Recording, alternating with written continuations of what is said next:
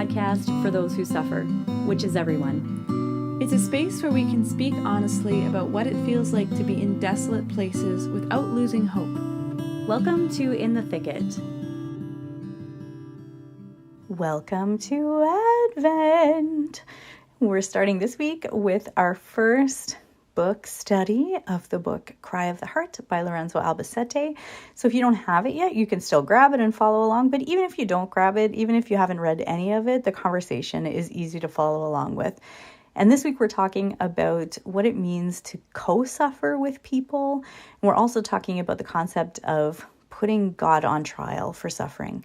There's a lot of really rich things that are part of this week, and we'll dive into more chapters as we go through the other weeks of Advent, and we're glad to have you along with us for the ride. We hope it's helpful for you. God bless. Hi, everybody. Hello. Hey, Rachel. Hello, Rachel.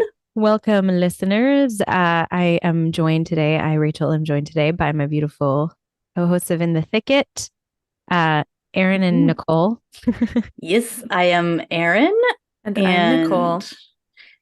Sometimes, what? That's all. I was going to say and something, and then I just realized I had nothing else in my brain to follow with. There's a very like a pregnant pause. You're like, and I was like, very kind of, yeah.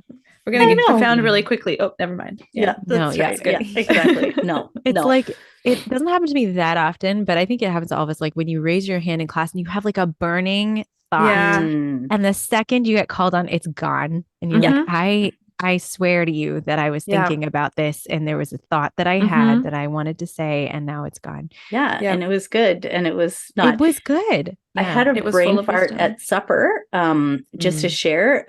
I did have, just putting some lip stuff on, I did have some lovely like hamburger hash or whatever that my mom made with like some potatoes and beef and things like that.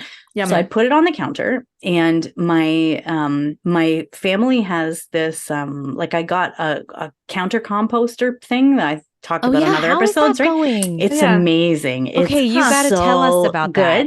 It's That's so cool. Great. Yeah, you just like put it on, and then a few hours later, it's basically like dirt in your thing. So like insane. It looks. I don't even believe you. I know, it's very weird. Like depends on what you put in there. Sometimes it's like more or less, or sometimes you have to put it on again. But it's very cool, right? So, but there was already stuff going. So there was a bowl from their supper that had like just the scraps of what they didn't have and the peelings from the potatoes and things like that.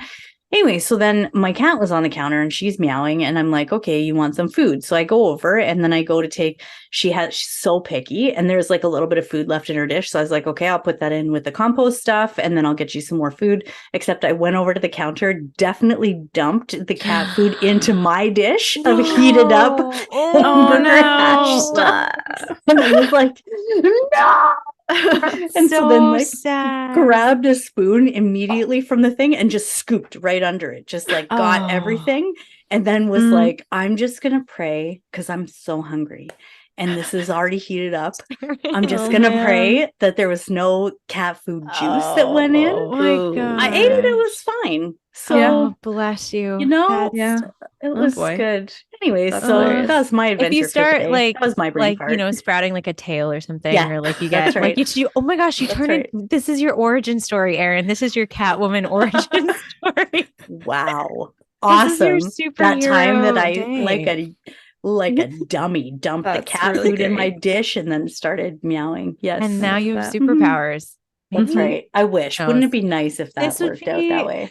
This would fall in such an interesting universe of comic books, like comic book origin stories. You know what I mean? I want there to be like a whole series now, like unlikely superheroes, exactly. with like ridiculous ways that like there was nothing radioactive. It was like I tripped and smacked my face on the wall, and now I'm made of stone. Exactly.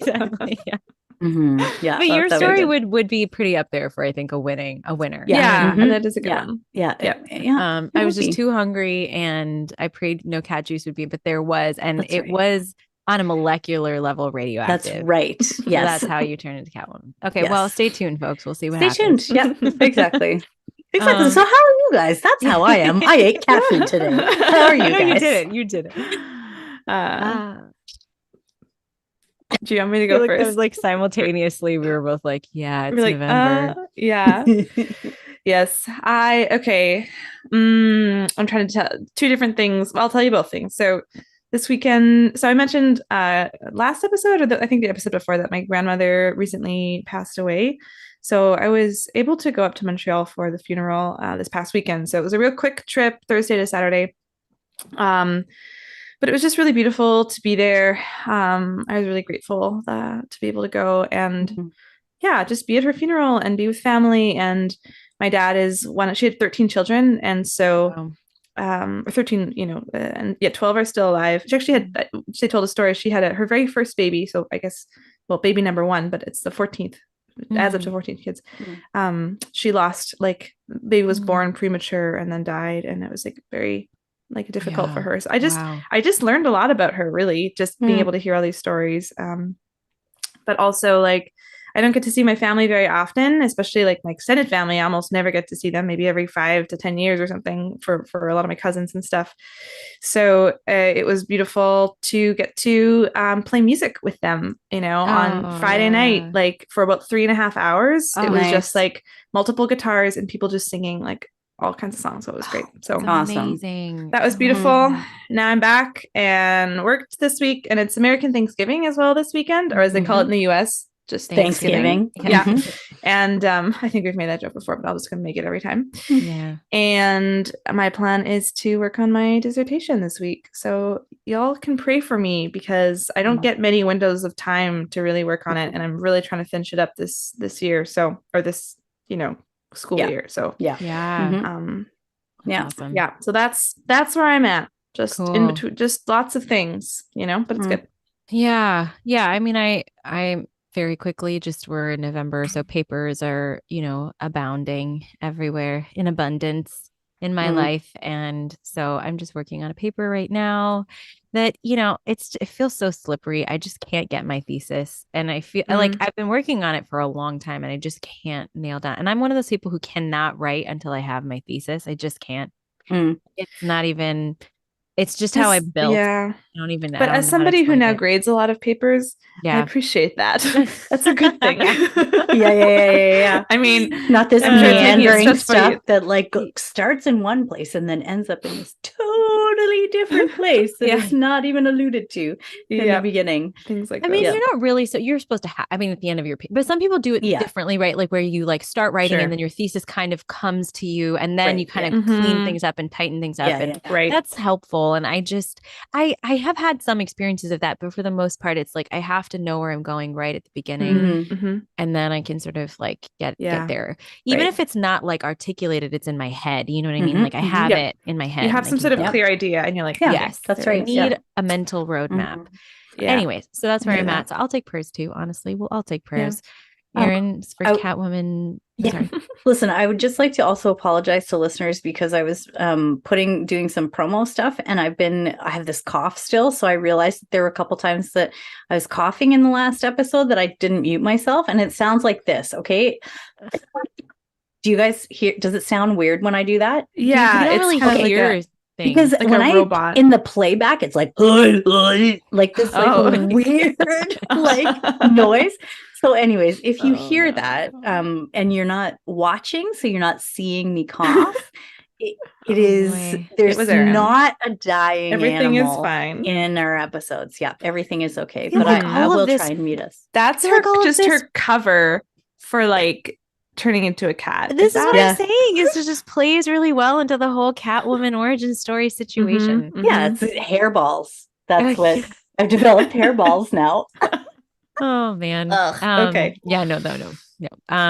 But yeah, so we're good. Cool. This is us. We are here, and we are. This is our first Advent episode because we're entering into Advent soon. Oh, come, Emmanuel. And if you are a Byzantine Catholic or Orthodox, then you've already started Advent basically, because St. Stephen's fast starts November 15th. Oh boy, you start your preparation for the Nativity. So that's awesome. Yeah, it's cool. Yeah. So in our Advent preparation, zone, we have decided to do this series, which we've kind of been alluding to and talking about a little bit, but we're doing it now. And it's on this book, there we go. Cry of the Heart by Lorenzo Albacete. And the subtitle on the meaning of suffering. So very apropos. That's right. Heads up. Yes. So if you alert, there isn't a nice answer to the meaning of suffering. So yes. If you haven't gotten a copy of this book yet, it's like super skinny. Like look how it's very small. If you're watching. Easy read. So we really encourage you to pick it up.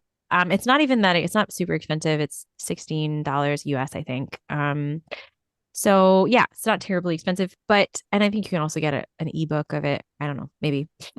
Anyways, all of that's to say, please get it if you haven't and you're interested. But if you haven't, if you don't want to read this book and you just want to tune in the conversations, I still think it's going to be helpful. We're going to try to read a few passages each episode that have struck us. And really what we're hoping is to enter into the meat of the book to help us in this journey of sort of our understanding of what it means to suffer well, to suffer with the Lord, to, receive from him the trials in our life, the graces of those trials, anyways, so that's our goal, which is the goal of the podcast. So hopefully this, even if you don't have the book, will aid you in that, if that is what you're tuning in for. So we're going to jump right in with chapter 1. That's what we're going to discuss today, which is called A Mystery to Be Lived.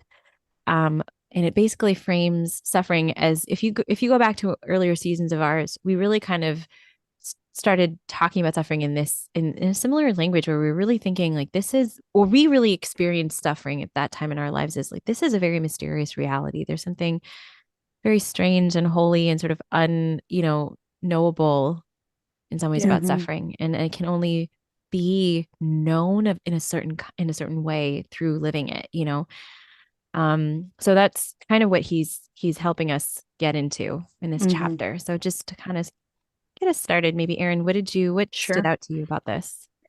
Yeah, I got from the first chapter, I have 8 things that I highlighted. But there's so much in there, so this is selective highlighting. But the first one that I highlighted was where Albacete says it's necessary to suffer. Actually, I think this is him quoting somebody else. It is necessary to suffer so that the truth not be crystallized in doctrine, but be born from the flesh. Yes. Sorry, I was searching for that exact quote too. Right? Oof. I know, but that one I was like, oh, it's so, so good, especially when you talk about suffering, because and so sorry, Erin, which page is that on? Yeah, so that one is page 16. Okay. Yes. And it's the reason that one struck me, I think, is partly because I was realizing, even as I was reading the chapter, and you're talking about a mystery to be lived, and he's talking about the unknowableness of some parts, or the paradox of it and things like that. But because I now I frequently am writing on suffering, or I'm giving talks on suffering, or I'm and I did a thesis on it. I did all those kind of things. And so I think it was good to remember that it's like the Trinity, right? Like the Lord has revealed some things about the Trinity to the church in the church's magisterial teaching, in the writings of the saints. And there are things that we can know and that we do know about the Trinity because they've been revealed to us, but it still is a mystery. Preeminently, it's a mystery. It's not, there's more that we don't know about the mystery of the Trinity than we do know about the mystery of the Trinity. Right. And I feel like I was being reminded about that, about suffering, that there are definitely some things that we can say about suffering and that have been revealed about suffering through Jesus and through his suffering body, but that there's a whole lot more that remains a mystery about suffering, right? That and that it can't be penetrated by it's not about just knowing it in some kind of intellectual fashion, but it's like you said, Rachel, that we kind of go back to the talking about this experience of suffering, right? It's the doctrine of suffering, even in what we know about suffering, comes from the incarnation of suffering in the flesh, and primarily in Jesus' crucified body, right? Like of what we learn about what it means to suffer and what suffering is. So that quote really stuck out to me. Yeah. Yeah. Adding to that, I think a complimentary part. So page 8 over to page 9. Erin, do you have the same edition, by the way? Just I have a Kindle one. Oh, that's why. Okay, so your page 16 is different. Okay, gotcha. That's what it was. Okay, so page 8 in this black book here.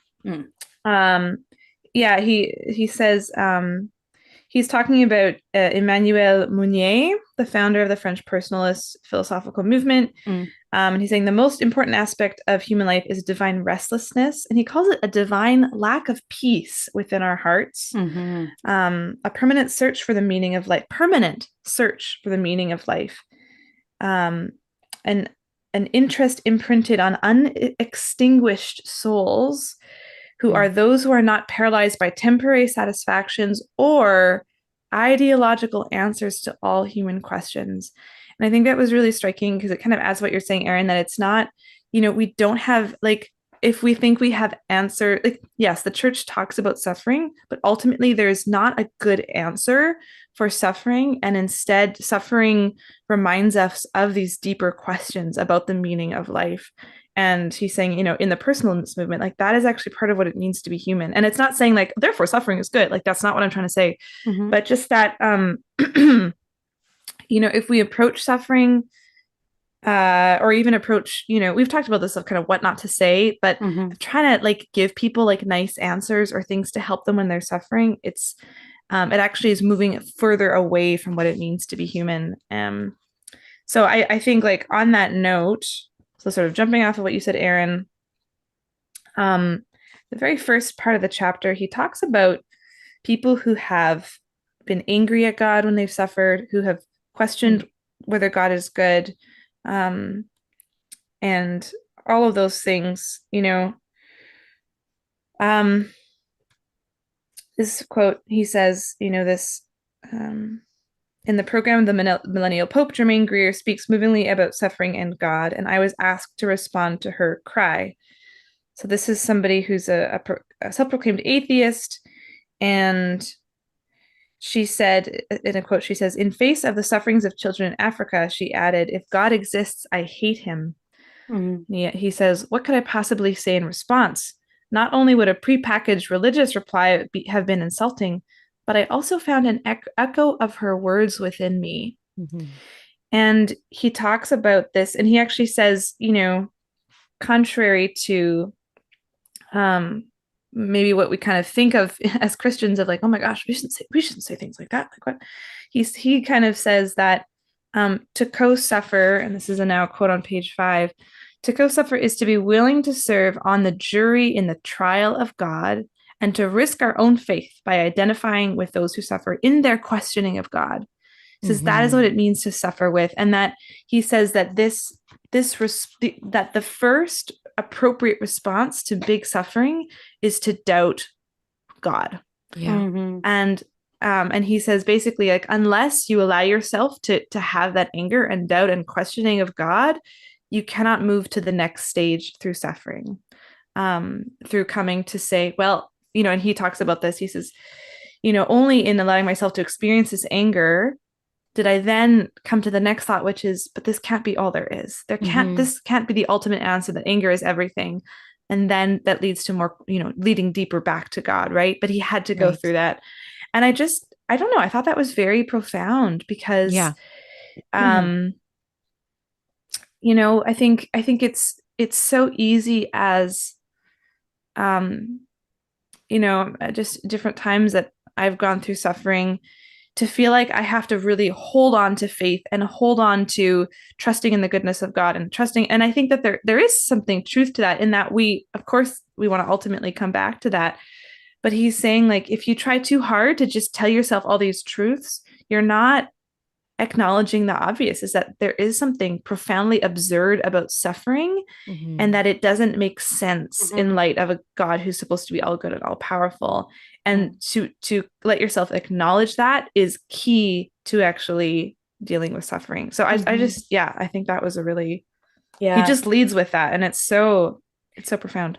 And there, I have it on page 19. Sorry, go ahead, Rach. No, it's okay. Oh no, I was just gonna say, well, we'll hear what you have to say, Erin, but maybe tell, what do you have a section like heading or something? Because our pages are different than yours. No, I do not. Okay. So you could just say this is the Kindle version. It's under the Rebellion of Ivan Karamazov. Okay, good. Yeah. That's kind of what I was. Perfect. So that's so on the Kindle version, it's page 19. So for 12 in the book. Yeah, okay, perfect. 12, 13. So it says human nature is not the origin of evil and suffering. Evil is something totally alien to the way we are made, to our identity as persons, which is like another way of saying what you're saying, Nicole, right? Like, it's this absurdity of it. It's this, like, there's something in us that rebels against suffering because we know that suffering is not what we're made for. And suffering itself, like all these things from Salvifici Doloris are coming back to me. Like, suffering is an encounter with evil. All suffering is an encounter with evil. Yeah. So no wonder that we find it so, but then the from Salvifici Doloris 24, but then suffering, so it highlights it's talking about the divine and human nature of the church and the divine and human nature of Jesus, and the tying up of suffering in the human and divine nature. And then it says, suffering seems in some way to share the characteristics of this nature, human and divine. And for this reason, suffering also has a special value in the eyes of the church. It is something good, before which the church bows down in reverence with all the depth of her faith in the redemption. She likewise bows down with all the depth of her faith, with which she embraces within herself the inexpressible mystery of the body of Christ. So like for the church even to be able to claim that that suffering can be a good, right? Like that even in itself is absolutely absurd and feels ungraspable. Yeah. Right. Yeah. And I struggle with that. I honestly struggle with even that phrasing because it's hard. Okay. So a couple things that I like from what you guys have said that I'm really struck by even right now. One is, first of all, I just think like that bit about co-suffering, right? That you mentioned, Nicole. About being on the jury of God. Yes, I'm going to read that again because, but before I read it again, I just want to say that is like, so he starts this book on suffering, A Mystery to Be Lived. And this is like 2.5 pages in, like page 5 of the book, which I find fascinating because he starts the book with stories about others. And we know from a little bit, we've talked about this in earlier episodes, like Albacete himself suffered. And we're not going to talk too much about his life on this episode, but in another episode, we will kind of talk a little bit more about his life. But yeah, he was a man who suffered. So he knew suffering very, very his whole life. And he suffered with people and yes. Yeah. But it's interesting to me that he doesn't open with any of his personal stories of suffering. And that very early in the book, he mentions this reality of co-suffering, So there's something here that he clearly is pointing to, which is it's an everybody thing. It's like as a Christian, it's a body of Christ thing, like you were just saying, Erin, from Salvifici Doloris. Like, it's not a me thing. It's not, even though every single experience of suffering is personal. And he talks about that too in this chapter about it, that every experience of suffering is an expression of your personal reality, your personal existence. But it's not just a me thing. It's not just I'm alone in this. And so the value, the need, the reality in some ways of co-suffering, like we are all called to it. We all have, like, we're doing it well or not. You know what I mean? We're either doing it well or we're not doing it well, but we're doing it. Right. We're are suffering with others. Yeah. And we're either aware of that and trying to do it well or not. Exactly. Yeah. Exactly. We're just doing it. So, and he juxtaposes to like add a slight bit of nuance what you're saying, Rachel, like that that every experience of suffering is an experience of being alone, because yes, if we're suffering, whatever causes us to suffer has something to do with who we are as a person, and no one is like us as a person. And so the way that I suffer, no one else can experience that. That's right. And that's why I think sometimes one of a difficult thing that you can say to someone when it's one that's often not helpful is to say, I know exactly what you're feeling. Right. Yeah. Right. Because if someone's ever said that to you, usually the reaction is like, you do not. Screw you. You don't know. Yeah. You That's know? what John Paul II talks about is suffering and dispersion. There's like something inherently untouchable in our suffering by other people. Yeah. And yet he says that we can suffer with people, and that we are called to by he says the way to suffer with is he actually just says it really simply. He says we can only help the other person to ask the question why by asking it together. That is, by praying together. Praying together with one who suffers is the just response to suffering. But okay, so here is kind of what I'm immediately going to in my head is I'm like, okay, suffering is a profoundly alone thing, which you're right, which I said, I don't, but also that I am not alone in it is that when you're praying with me, I mean, we have this experience of the person who says to you, I know exactly how you feel. And you just want to smack them in the face or like punch a wall and be like, get away from me. You have no idea. But then you have a person who says something or does something and you feel so known and seen in that moment. Really don't feel alone in your suffering. You actually feel held somehow for a moment. So there's this paradoxical reality and I think they're both traps, right? The one trap of the person, the co-sufferer who's like, I know exactly and disregarding the uniqueness, the total sort of uniqueness of each experience of suffering. And then also the trap that comes from the sufferer, like me suffering, where I think to myself, like, I am unreachable. No one can find me here. No one can be with me here in any kind of meaningful way. Yes, no one can be with me here in the sense no one can be me. No one might be able to understand you, but that doesn't mean that they can't be with you. Right. Well, that's like the body becomes this place of, like, the suffering body becomes this place of potential communion, right? Because there's something in, like, all suffering is an experience of a lack. That's like part of its definition, right? Like the lack or distortion of a good.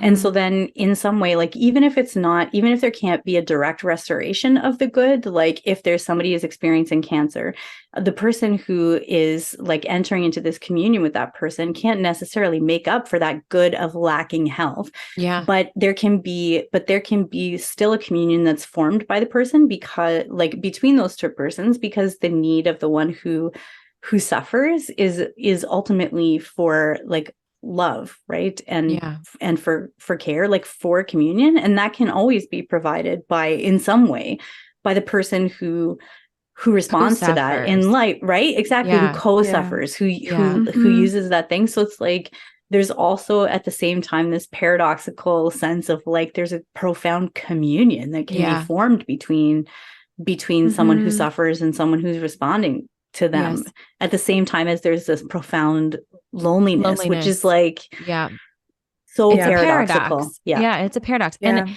I'm gonna, in the light of all of that, I'm going to read this passage again, because I think it's really helpful to sort of illuminate this paradox. He says, I love this. Okay. So he says, to co-suffer is to be willing to serve on the jury. I don't know how to speak anymore.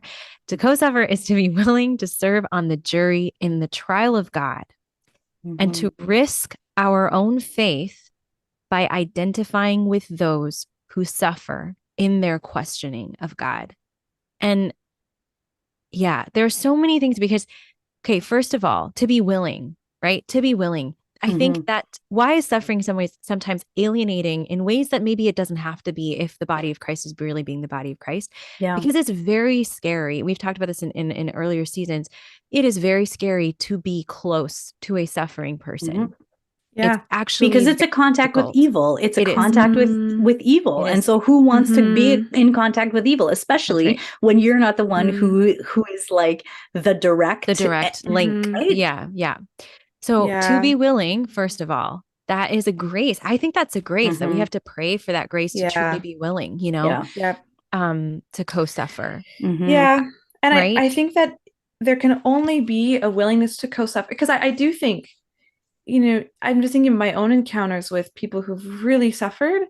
And those are the deepest challenges to my faith, because it is this question of like, well, I talk about trusting God and like, seeing good things happen in my life. But this person doesn't have the same life that, like, I'm thinking of people that I've met in Uganda, or just people that I've who just have a very different, the opportunities or the things that are available are just different. And I know some people who've had really, really tough things happen, and it challenges me because I don't have an answer for it, and the sort of prosperity gospel thing of that we hear sometimes in the US, it doesn't hold any water sometimes, because it's like, well, yeah, but we don't, if this was true, then the innocent would not suffer.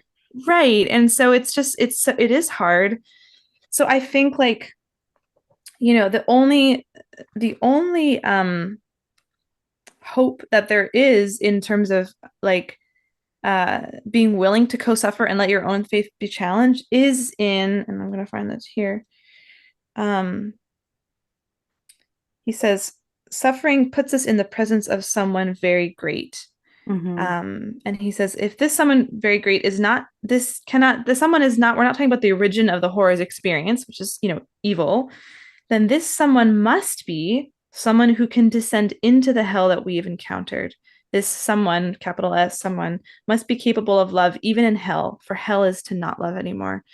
And so I think it's the trust that, like, as I am entering into this suffering with this person, which is, it's like a shadow of hell or whatever, a glimpse of hell in some way, Christ has been there. Christ is already entered into hell, and he is capable of loving us in that.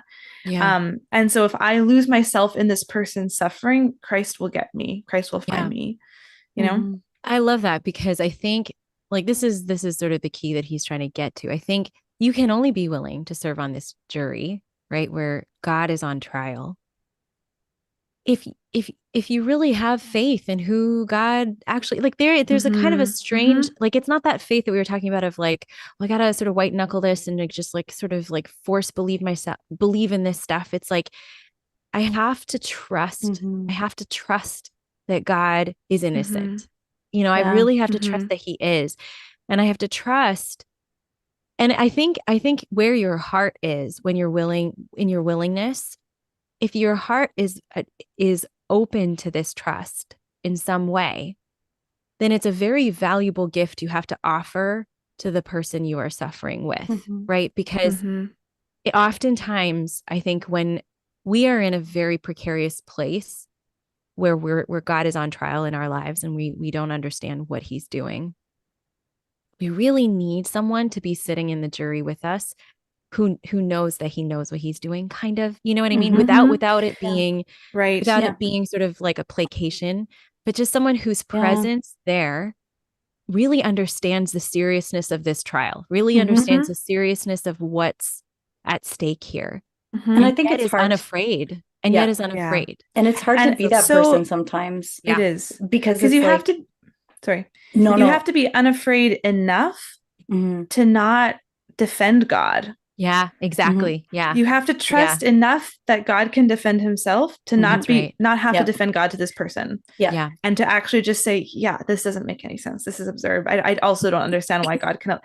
And in a sense, like, if suffering causes us to be on the jury of God, God gets condemned, and he did die. Jesus did die, and he did suffer, and then he raised from the dead. So it's like, he doesn't need us to save him in a sense. Right. He doesn't need us to like, he'll do that.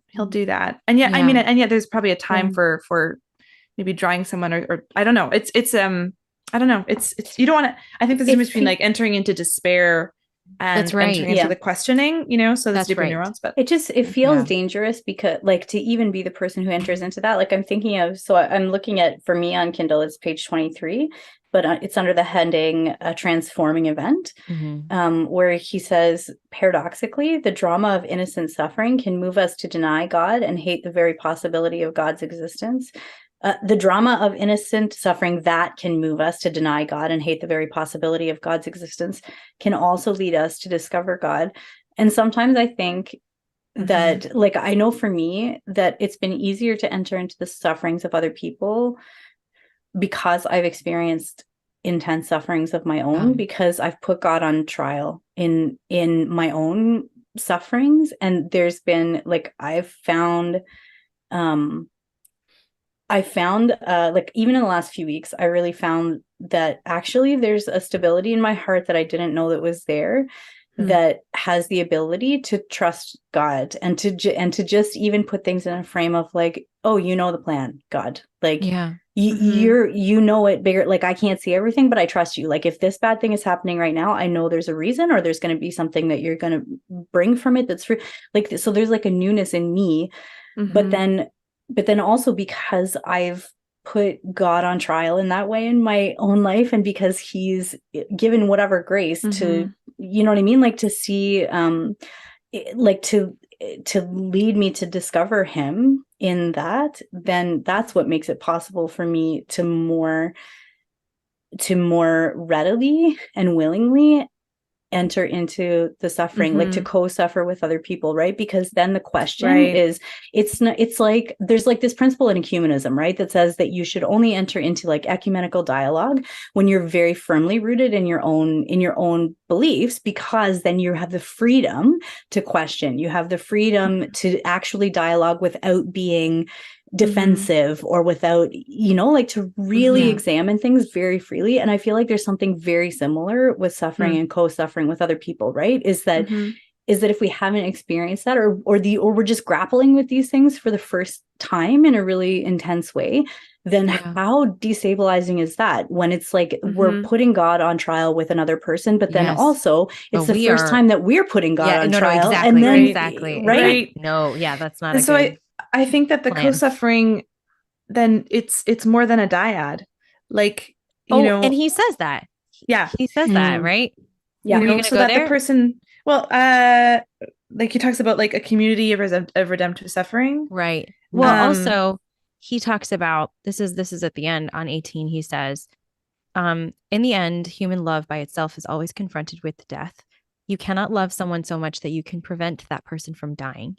But what if the co-sufferer is the author of our identity? Then this co-suffering would be stronger than death. And so I was thinking, actually, it's more than a dyad in that there is, even though God is on trial in a very real way, he is also on the jury. Yes. Yeah. Yeah. Like he also he's with us in the jury. He knows what it is like. He's co-suffering. Yeah. That's right. Yeah. He's ultimately. And so if we're going to co-suffer, the reason we can be so confident is because we actually know that God is actually right here also. Like, you know. Right. Because who of us is strong enough in the face of suffering to have absolute trust in God, I guess, is a question. Without God. And how do we know? If we do, then it's probably not like, then there's probably real. Some way that we're lying to her. It's like that fake ideological answer or something where we're like, I understand everything. And it's great, you know? Yeah. Can I read that last paragraph of this chapter? Yeah. Before, because we can maybe close out with that, because that's a great, before we do that, I want to also read one more piece, because I think, you know, this is important with this, like, I guess the line we've traced really in this chapter is this line of co-suffering that he talks about. Yeah. And that God is the ultimately the one who co-suffers with us in our co-suffering with others. Right. But he also says this, he says, the redemption of suffering, which is the act of God redeeming our suffering, as our experience indicates, cannot be found as an sort of, he says, as an ultimate answer to a problem. And I think what he means here is like treating it as like a functional response to, you know, we have a problem, let's fix it. This is the fix. It's not that. He says the redemption of suffering, it can only be an event that transforms the drama of suffering, which is, I think, what you were reading, Erin, into a drama of love, and shows love to be more powerful than its denial. The possibility of this event sustains a realistic hope and an unfailing determination to protect and defend human freedom and the dignity of human life. And I would say that like experiencing that event. So for us in our own, which is kind of some of the things that you guys have been talking about with your own experiences, Erin, when you were talking about sort of this recent experience that you've been having, I feel like for me recently at a school of community, at a community liberation meeting that I go to, we were talking about fear, and I was sharing how I've had this or sadness, not fear, sadness, and I've had a very kind of an arc so far. I mean, it's going to keep going, I'm sure, of an experience with sadness in my life. And one pole of that arc was like as a child, and I kind of, St. Therese talks about this a little bit, like I would just experience sadness existentially, like, you know, like evening would feel sad to me. And there's like a very real experience that I knew that like I just knew that there was something wrong. Like sadness was a very real experience. I think a lot of children are perceptive, you know, and I think this is something maybe people can relate to. And it was not related to an event. I felt sad. And then as a growing adult, I've experienced sadness where it has felt like a bully, you know, and that's kind of the language that I was using in the meeting. Like sadness was feeling like a bully. And I wanted to get rid of it because I didn't want to be bullied anymore. And then now, because of various experiences, because of the event of Christ in my life, coming into my experiences of sadness, I have this freedom that you're talking about, Erin, a little bit more at least, to not experience sadness as a bully. Sadness is still not great, but not to fear sadness, to like allow it in my life, to sit with it, but also not to like raise it up to an altar, you know, like just to kind of be with it, because there's a freedom that God has offered me to do that, which is mysterious as to how that freedom came about, other than he has sent me people to help me stay faithful. He has sent me the sacraments. He has sent me himself in various ways. And I think that we have to be willing to be broken by the Lord in some ways, but by him, not like, you know, we have to let ourselves be handled by him in a way like that, to trust ourselves in his hands so that this event is a reality for us. Because part of me feels like I could never even be willing to sit on a jury with someone who's suffering unless God had given me a real taste of like this redemption in my own life, not in the sense of like a solution, in the sense of the person of himself, you know, and we need that. And I think that there's like this chapter for me, like really provokes this hunger for the event of redemption, you know, which is the suffering with sometimes. Like I'm thinking about that. Like, I had an experience last night. Going to break the fourth wall. So Erin texted our chat in a minute ago and several minutes ago. And was like, okay, it's time to wrap up. And we're all like, okay, yeah. We all like gave each other the nod. And now we're all like, but just one more thought. But just one more thought. So anyways, here we are. So here's my just one more thought. But I had experience of sadness. And it's interesting, Rachel, you're talking about sadness as like sort of existential and then as a bully. And I think I experienced sadness as like a visitor, where Sunday night, suddenly sadness came and I was sad. And it was sort of abrupt and I just didn't expect it, but it was, you know, and I just attended a funeral and that was sad, and I'm missing my grandmother. And then also I got to see my family, which reminded me of how much I missed my family. And so I was sad. It was multiple layers of things. And it just came. And I went to pray, which was good. But even in prayer, I realized like I need, and Nathan was at work. Otherwise I would have just, you know, talked to my husband, but I realized I need somebody to be with me to entertain this visitor. I can't entertain this visitor of sadness alone. And I can't turn it away because they're here. This sadness is here. So then I was able to call my sister Catherine, and we had a good chat, and it was just, she was with me. And then the sadness kind of went away. But just like, I think that her willingness to, you know, take a break from watching the Grey Cup game, which was a great game, and just like chat with me on the phone, and be with me in the sadness, that willingness to suffer with, was that event, right? It was that event of, that transformed the drama of, I mean, it was a little suffering, but into a drama of love. I remembered, oh yeah, I'm loved. My sister loves me. She's here with me, you know, even on the phone. And that was transformative. We didn't solve it. We just acknowledged, like, yeah, it's really hard to live far from family. Yeah, it's really sad to lose your grandmother. Death is hard. Oh, you know, we just, you know, it was just, we were able to ask these questions together, not solve anything, but the love, you know. So I think it does come back to that. The beauty of co-suffering is it's transformative. Yeah. Little ways. Yeah. Okay. That's beautiful. Do you want to close us out? So we're going to read, the last quote read the last part, of the chapter, which is Albacete quoting. Is he quoting? Mauriac. He is quoting Mauriac. Yeah. And so Mauriac's quote is talking about meeting with somebody who had suffered in a concentration camp, and so really seeing kind of the depths of evil in that way.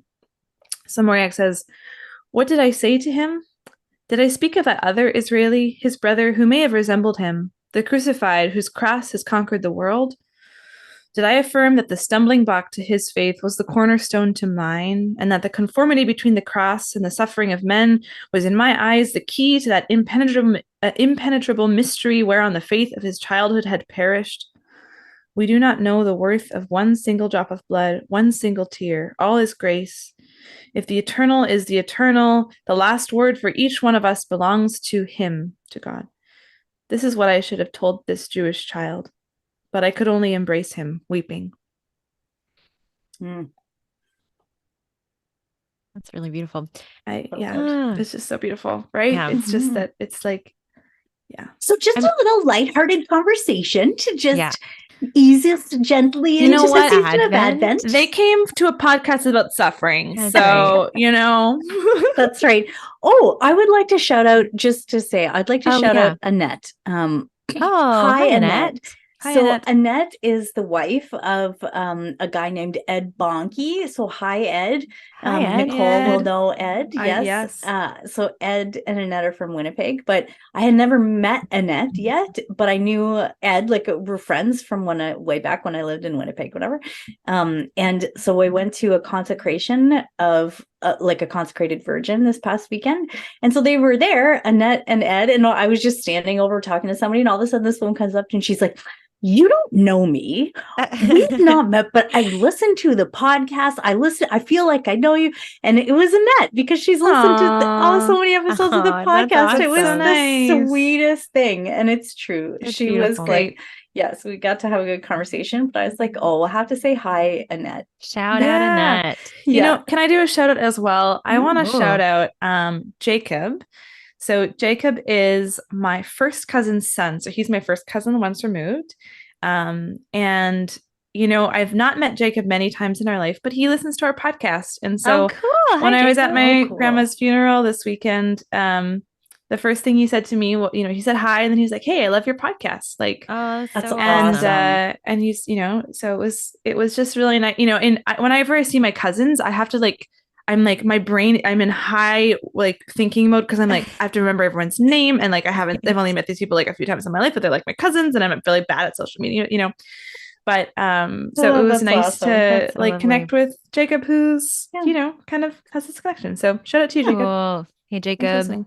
Nice. And also our winner for this book, who has the book. I mailed it out on a priority mail yesterday, so hopefully you have it by the time this airs. Congrats, Andrea. Andrea, congratulations.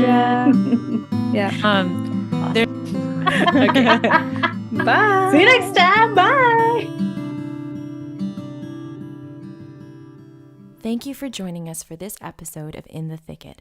If you like what you hear, give us a rating and hit that subscribe button. We have new episodes every Monday with more stories and honest conversations about life when the going gets rough, and the hope and humor amidst it all.